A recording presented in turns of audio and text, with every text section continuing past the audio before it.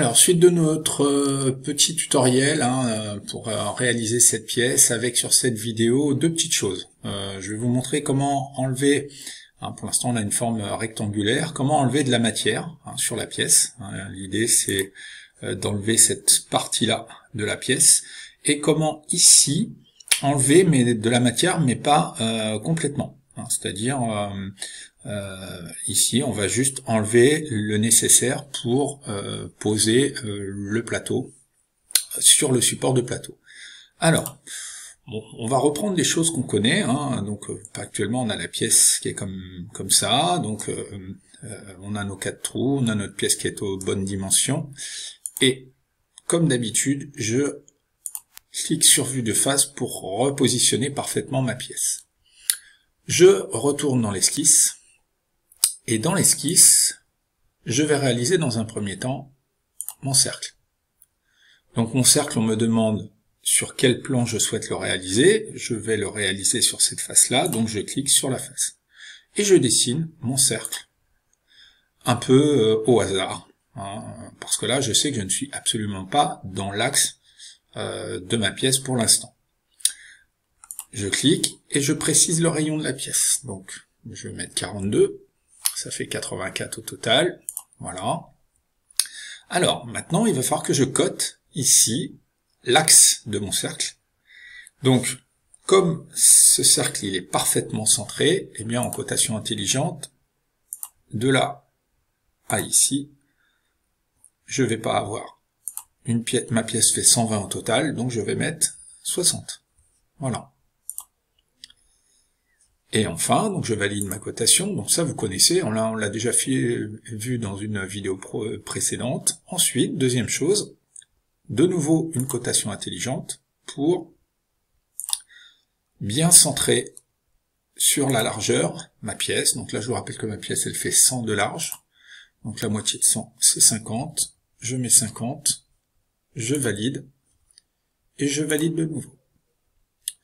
J'ai réalisé mon esquisse, je vais sur fonction, et sur fonction, j'enlève de la matière. Alors, lui, par défaut, il me propose 3 mm. Si j'enlève 3 mm de matière, je vais obtenir un cercle totalement débouchant. Donc moi, ici, je vais juste préciser 1 mm de matière à enlever, et ainsi, en enlevant qu'un seul millimètre, eh bien, je vais obtenir une pièce. Alors là, on ne voit pas grand-chose, mais si j'appuie sur la molette de ma souris et que j'incline ma pièce, je vois bien que j'ai enlevé un seul millimètre de matière, et ainsi je peux disposer mon plateau sur la pièce. Alors, donc ça c'était la première partie, quelque chose qu'on avait déjà vu lors des vidéos précédentes. Pour la deuxième, eh bien, je vous rappelle, il s'agit d'enlever de la matière ici. Alors pour enlever de la matière ici, je clique sur esquisse, je vais voir avant ma pièce, donc cette partie-là, alors je crois que je ne l'ai pas cotée, je crois que j'enlève 60 mm, pardon, ici sur 15 mm. Cette partie-là n'a pas été cotée, mais c'est 60 mm par 15 mm. Je vais sur SolidWorks, je clique sur l'onglet rectangle, je choisis la face sur laquelle je souhaite travailler, ici, et je réalise mon rectangle.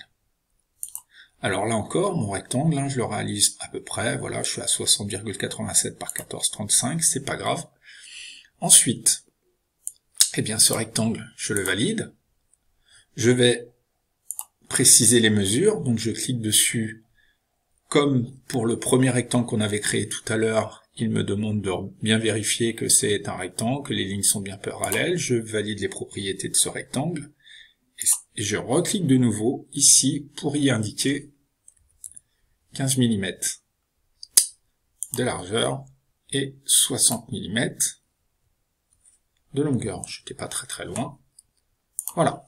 Donc mon rectangle est fait, sauf que mon rectangle, il est pas bien positionné, puisque on voit bien que entre le trou ici et le bord, il y a quand même un petit peu plus d'espace qu'ici. Alors, 60, ma pièce fait 100 au total, ça veut dire que si je veux qu'il soit parfaitement centré, je fais 100 moins 60 divisé par 2, j'obtiens 20 mm, ça veut dire que d'ici à ici, il va falloir que j'ai 20 mm, je vais sur cotation intelligente, je clique, et je précise ici 20 mm, j'étais pas loin, j'étais à 19,53, voilà, et je valide.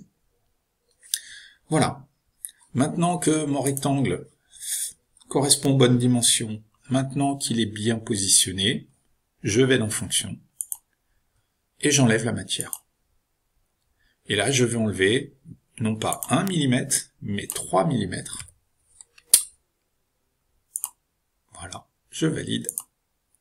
Et ainsi, j'obtiens ma pièce. Et l'enlèvement de matière. Voilà. Alors j'espère que cette vidéo va de nouveau vous aider pour réaliser votre propre pièce. À plus tard.